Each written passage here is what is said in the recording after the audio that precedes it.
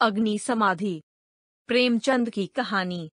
साधु संतों के सत्संग से बुरे भी अच्छे हो जाते हैं, किंतु पया का दुर्भाग्य था कि उस पर सत्संग का उल्टा ही असर हुआ।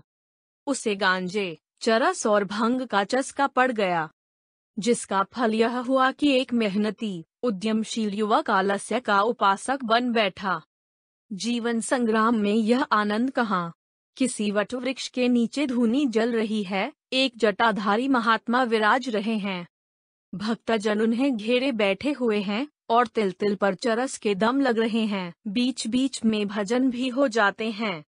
मजूरी धातुरी में यह स्वर्ग सुख कहाँ। चिलम भरना पया का काम था। भक्तों को परलोक में पुण्य फल की आशा थी। पया को तत्काल फल मिलता था, चिलमों पर पहला हक उसी का होता था। महात्माओं के श्रीमुख से भगवत चर्चा सुनते हुए वह आनंद से विह्वल हो उठता था। उस पर आत्मविस्मृति सी छा जाती थी। वह सौरभ, संगीत और प्रकाश से भरे हुए एक दूसरे ही संसार में पहुंच जाता था। इसलिए जब उसकी स्त्री रुक्मिन रात के 10-11 बज जाने पर उसे बुलाने आती, तो पया को प्रत्यक्ष क्रूर अनुभव होता। संसार उसे कांटों से भरा हुआ जंगल सा दिखता। विशेषत जब घर आने पर उसे मालूम होता कि अभी चूल्हा नहीं जला और चने चबेने की कुछ फिक्र करनी है। वह जाति का भर था। गांव की चौकीदारी उसकी मिरास थी। 2 रुपये और कुछ आने वेतन मिलता था। वर्दी और साफा मुफ्त। काम था सप्ताह में एक दिन थाने जाना, वहां अफसरों के द्वार पर झाड़ू लगाना, अस्तबल साफ करना, लकड़ी चीरना। पयाग रक्त के घूंट पी पी कर ये काम करता, क्योंकि अवज्ञा शारीरिक और आर्थिक दोनों ही दृष्टि से महंगी पड़ती थी। आंसू यूं पूछते थे कि चौकीदारी में यदि कोई काम था तो इतना ही, और महीने में 4 दिन के लिए 2 रुपये और कुछ आने कम न थे। फिर गांव में भी अगर बड़े आदमियों पर नहीं तो नीचों पर रौब था। वेतन पेंशन थी, और जब से महात्माओं का संपर्क हुआ वह पया के जेब खर्च की मद में आ गई। अतएव जीविका का प्रश्न दिनोंदिन चिंतोत्पादक रूप धारण करने लगा।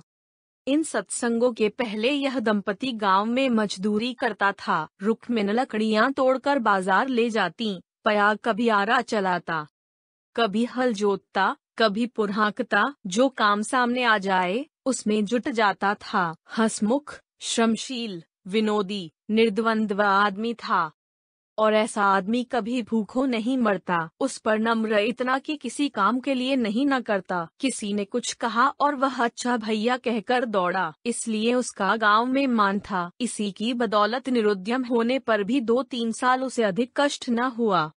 2 जून की तो बात ही क्या, जब महतों को यह रिद्धि न प्राप्त थी, जिनके द्वार पर बैलों की 3-3 जोड़ियां बंधाती थीं, तो पयाग किस गिनती में था। हाँ, 1 जून की दाल रोटी में संदेह न था, परंतु अब यह समस्या दिन पर दिन विषमतर होती जाती थी।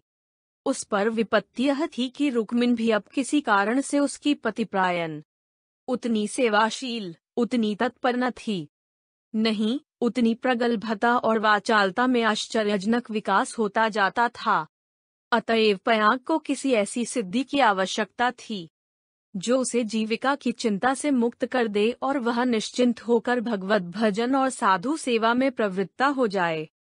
एक दिन रुक्मिन बाजार में लकड़ियां बेचकर लौटी, तो पयाग ने कहा, ला, कुछ पैसे मुझे दे दे, दम लगाऊं।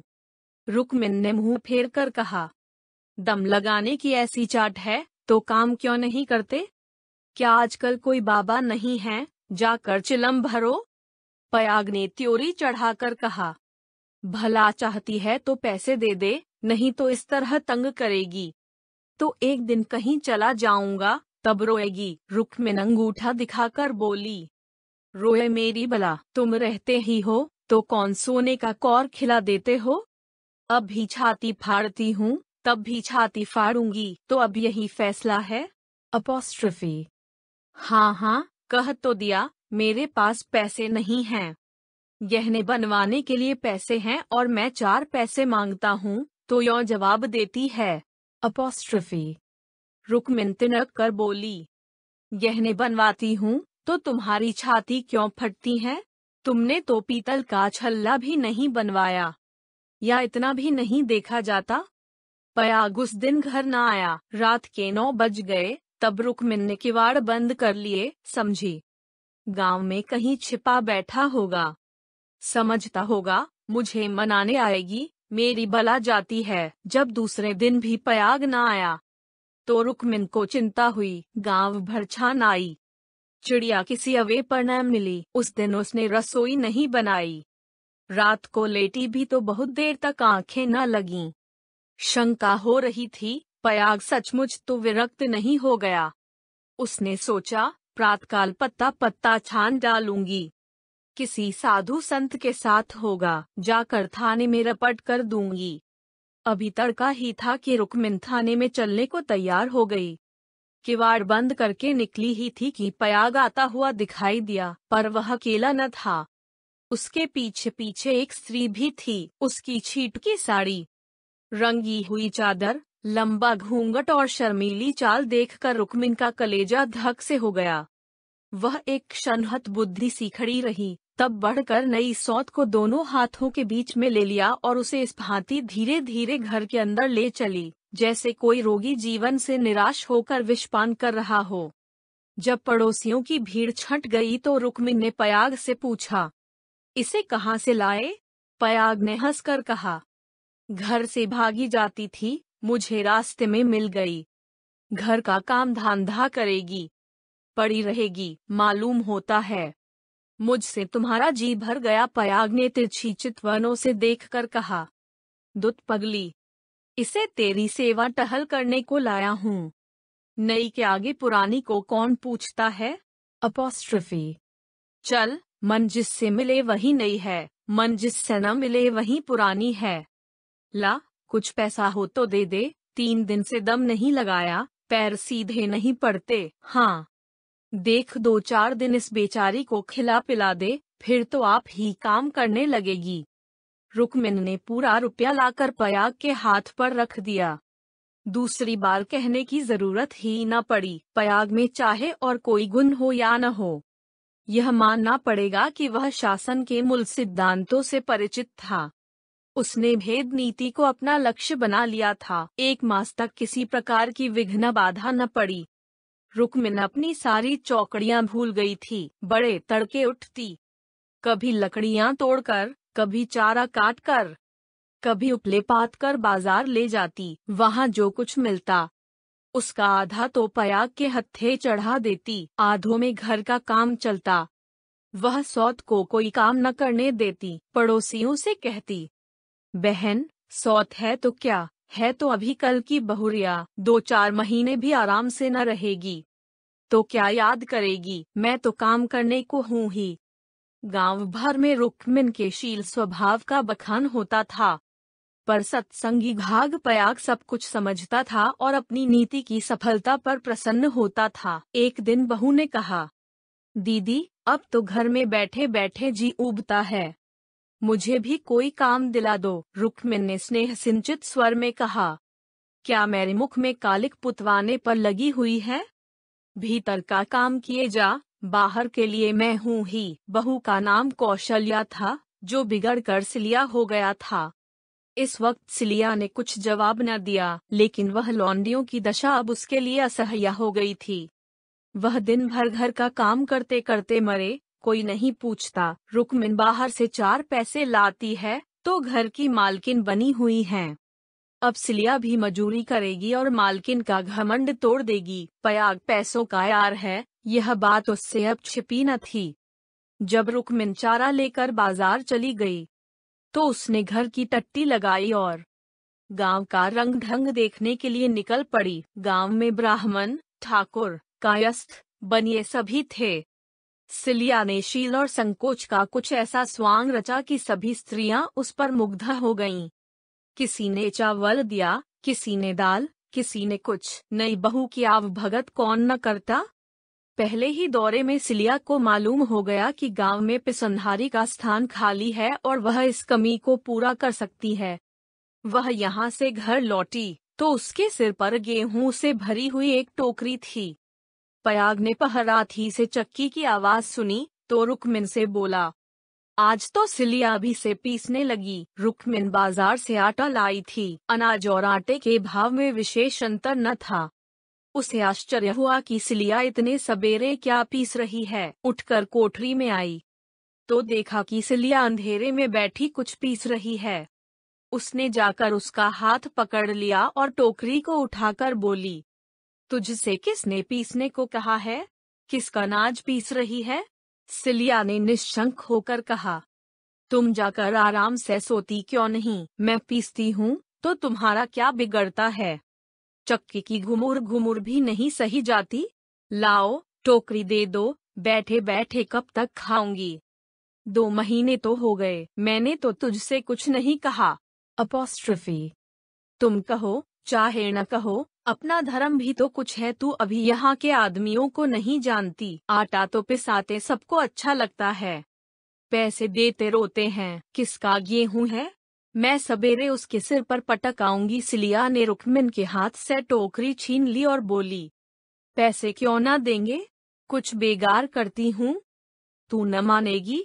अपॉस्ट्रफी। तुम्हारी लौंडी बनकर न रहूंगी। यह तकरार सुनकर पयाग भी आ पहुंचा और रुक्मिन से बोला, काम करती है तो करने क्यों नहीं देती?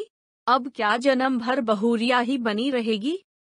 हो गए 2 महीने, तुम क्या जानो, नाक तो मेरी कटेगी। सिलिया बोल उठी, तो क्या कोई बैठे खिलाता है?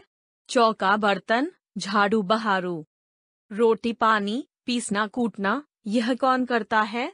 पानी खींचते खींचते मेरे हाथों में गड्ढे पड़ गए।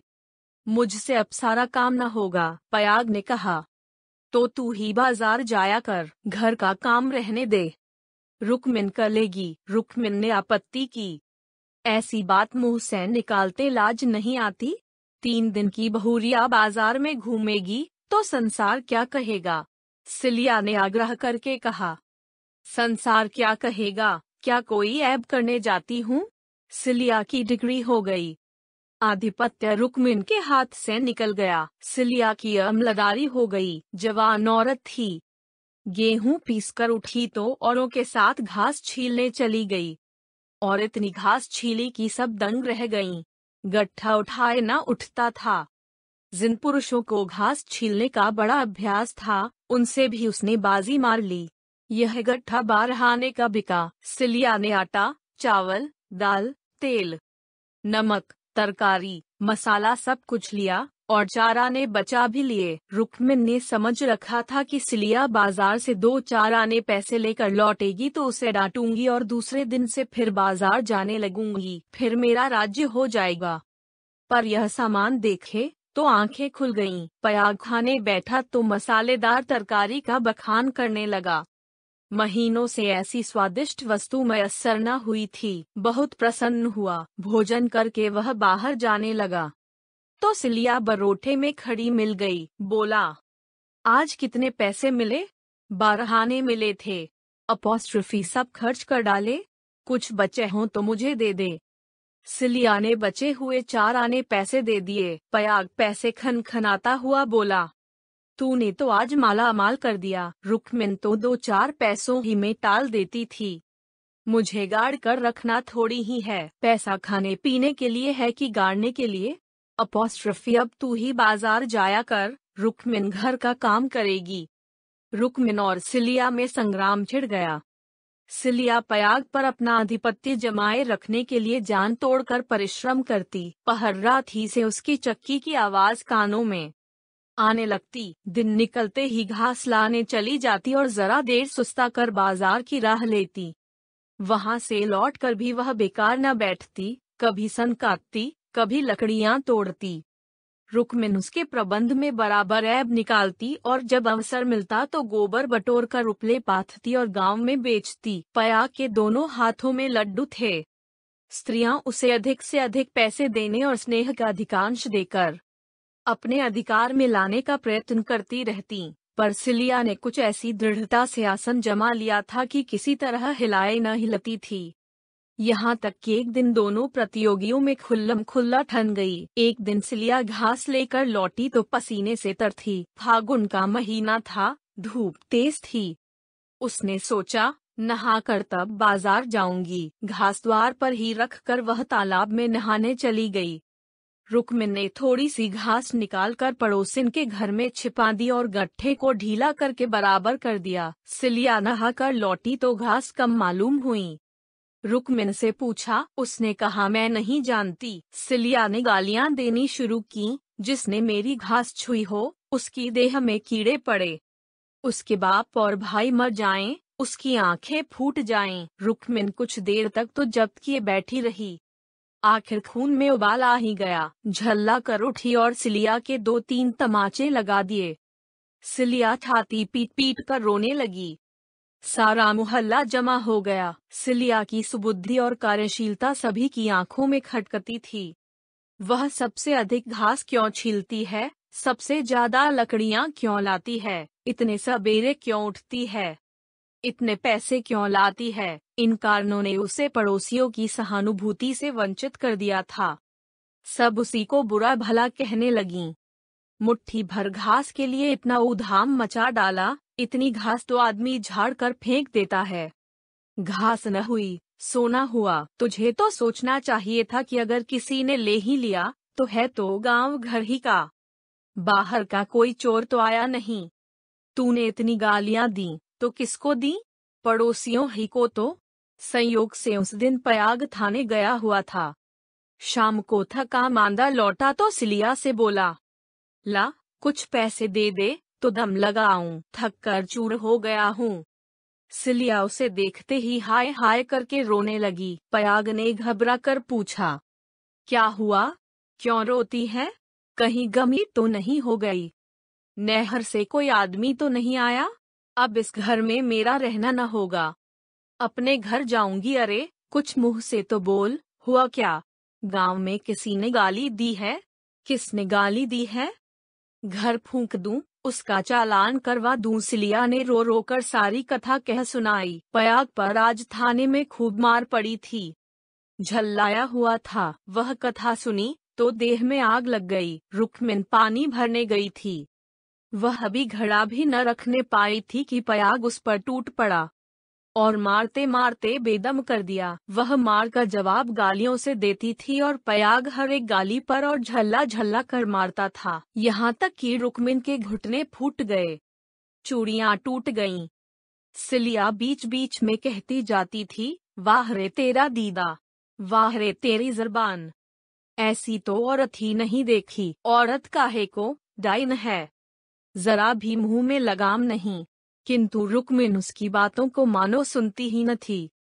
उसकी सारी शक्ति पयाग को कोसने में लगी हुई थी। पयाग मारते मारते थक गया, पर रुक्मिन की जबान न थकी। बस यही रट लगी हुई थी, तू मर जा, तेरी मिट्टी निकले, तुझे भवानी खाए, तुझे मिर्गियाँ आए। पयाग रह रहकर क्रोध से तिलमिला उठता और आकर 2-4 लातें जमा देता, पर रुक्मिन को अब शायद चोट ही न लगती थी। वह जगह से हिलती भी न थी। सिर के बाल खोले जमीन पर बैठी इन्हीं मंत्रों का पाठ कर रही थी। उसके स्वर में अब क्रोध न था, केवल एक उन्मादमय प्रवाह था। उसकी समस्त आत्मा हिंसा कामना की अग्नि से प्रज्वलित हो रही थी। अंधेरा हुआ तो रुक्मिन उठकर एक ओर निकल गई, जैसे आंखों से आंसू की धार निकल जाती है। सिलिया भोजन बना रही थी। उसने उसे जाते देखा भी, पर कुछ पूछा नहीं। द्वार पर पयाग बैठा चिलम पी रहा था। उसने भी कुछ न कहा। जब फसल पकने लगती थी तो 1.5-2 महीने तक पयाग को हार की देखभाल करनी पड़ती थी।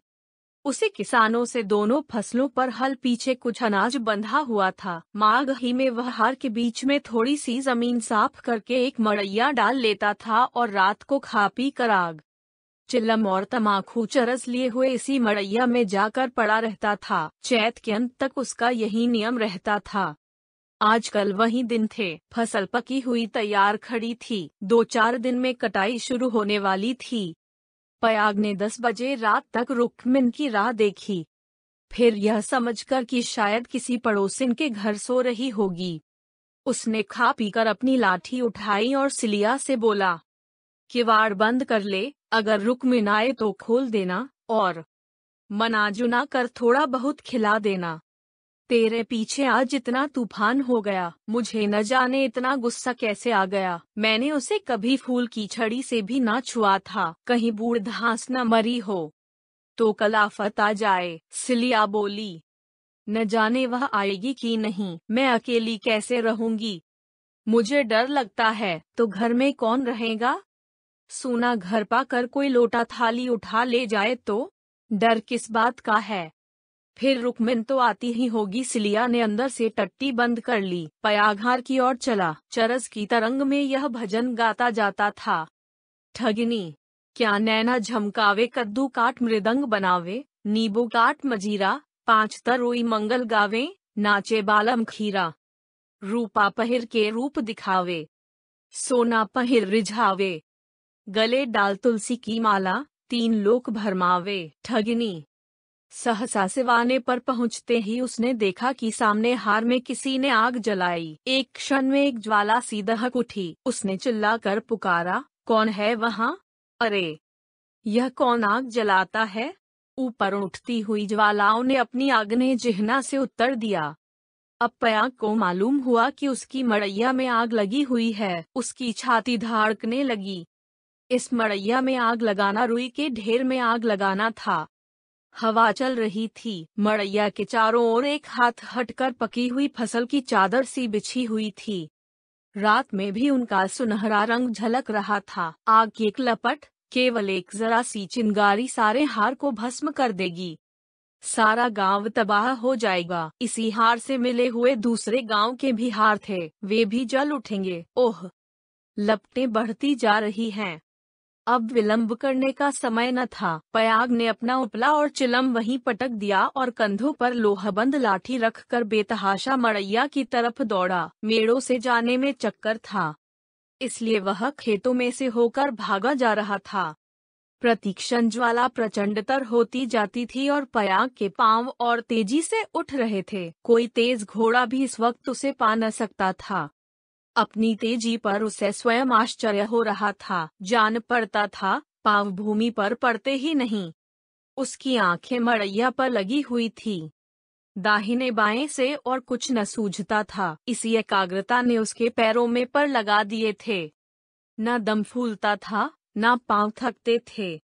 3-4 फरलांग उसने 2 मिनट में तय कर लिए और मड़ैया के पास जा पहुंचा। मड़ैया के आसपास कोई न था। किसने यह कर्म किया है, यह सोचने 1405 का मौका न था। उसे खोजने की तो बात ही और थी। पयाग का संदेह रुकमिन पर हुआ, पर यह क्रोध का समय न था। ज्वालाएं कुचाली बालकों की भांति ठट्ठा मारती, धाक्कम धाक्का करती, कभी दाहिनी ओर लपकती और कभी बाईं तरफ। बस ऐसा मालूम होता था कि लपट अब खेत तक पहुंची, अब पहुंची।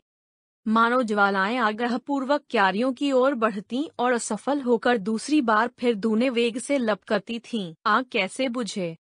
लाठी से पीटकर बुझाने का गौ न था। वह तो निरी मूर्खता थी। फिर क्या हो? फसल जल गई तो फिर वह किसी को मुंह न दिखा सकेगा। आह, गांव में कोहराम मच जाएगा, सर्वनाश हो जाएगा। उसने ज्यादा नहीं सोचा। गंवारों को सोचना नहीं आता। पयाग ने लाठी संभाली, जोर से एक छलांग मारकर आग के अंदर मड़ैया के द्वार पर जा पहुंचा। जलती हुई मड़ैया को अपनी लाठी पर उठाया और उसे सिर पर लिए सबसे चौड़ी मेड़ पर गांव की तरफ भागा। ऐसा जान पड़ा मानो कोई अग्नियान हवा में उड़ता चला जा रहा है। फूस की जलती हुई धाजियां उसके ऊपर गिर रही थीं, पर उसे इसका ज्ञान तक न होता था। एक बार एक मूठा अलग होकर उसके हाथ पर गिर पड़ा। सारा हाथ भुन गया, पर उसके पांव पल भर भी नहीं रुके। हाथों में जरा भी हिचक न हुई। हाथों का हिलना खेती का तबाह होना था। पयाग की ओर से अब कोई शंका न थी। अगर भय था तो यही कि मड़ैया का वह केंद्र भाग जहां लाठी का कुंदा डालकर पयाग ने उसे उठाया था न जल जाए, क्योंकि छेद के फैलते ही मड़ैया उसके ऊपर आ गिरेगी और अग्नि समाधि में मगन कर देगी। पयाग यह जानता था और हवा की चाल से उड़ा चला जाता था। 4 फरलांग की दौड़ है। मृत्यु अग्नि का रूप धारण किए हुए पयाग के सर पर खेल रही हैं और गांव की फसल पर। उसकी दौड़ में इतना वेग है कि ज्वालाओं का मुंह पीछे को फिर गया है और उसकी दाहक शक्ति का अधिकांश वायु से लड़ने में लग रहा है।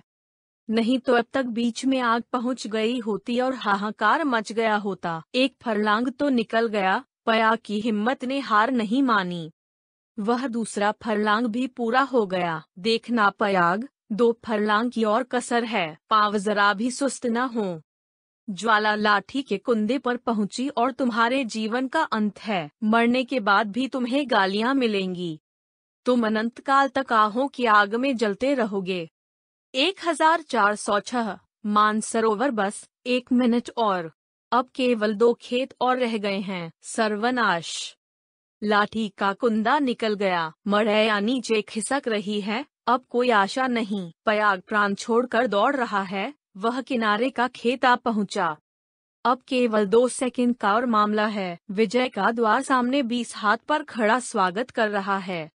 उधर स्वर्ग है, इधर नरक, मगर वह मड़ैया खिसकती हुई पयाग के सिर पर आ पहुंची। वह अब भी उसे फेंक कर अपनी जान बचा सकता है, पर उसे प्राणों का मोह नहीं। वह उस जलती हुई आग को सिर पर लिए भागा जा रहा है। वहां उसके पांव लड़खड़ाए। अब यह क्रूर अग्नि लीला नहीं देखी जाती। एकाएक एक स्त्री सामने के वृक्ष के नीचे से दौड़ती हुई पयाग के पास पहुंची। यह रुक्मिन थी। उसने तुरंत पयाग के सामने आकर गर्दन झुकाई और जलती हुई मड़ैया के नीचे पहुंचकर उसे दोनों हाथों पर ले लिया। उसी दम पयाग मूर्छित होकर गिर पड़ा। उसका सारा मुंह झुलस गया था। रुक्मिन उसके अलाव को लिए 1 सेकंड में खेत के डोरे पर आ पहुंची, मगर इतनी दूर में उसके हाथ जल गए, मुंह जल गया और कपड़ों में आग लग गई। उसे अब इतनी सुधि भी न थी कि मड़ैया के बाहर निकल आए। वह मड़ैया को लिए हुए गिर पड़ी। इसके बाद कुछ देर तक मड़ैया हिलती रही। रुक्मिन हाथ पांव फेंकती रही। फिर अग्नि ने उसे निगल लिया। रुक्मिन ने अग्नि समाधि ले ली। कुछ देर के बाद पयाग को होश आया। सारी देह जल रही थी। उसने देखा, वृक्ष के नीचे फूस की लाल आग चमक रही है। उठकर दौड़ा और पैर से आग को हटा दिया। नीचे रुक्मिन की अधाजली लाश पड़ी हुई थी। उसने बैठकर दोनों हाथों से मुंह ढांप लिया और रोने लगा। प्रातःकाल गांव के लोग पयाग को उठाकर उसके घर ले गए। 1 सप्ताह तक उसका इलाज होता रहा, पर बचा नहीं। कुछ तो आग ने जलाया था, जो कुछ कसर थी वह शोकाग्नि ने पूरी कर दी। कहानी का अंत। धन्यवाद।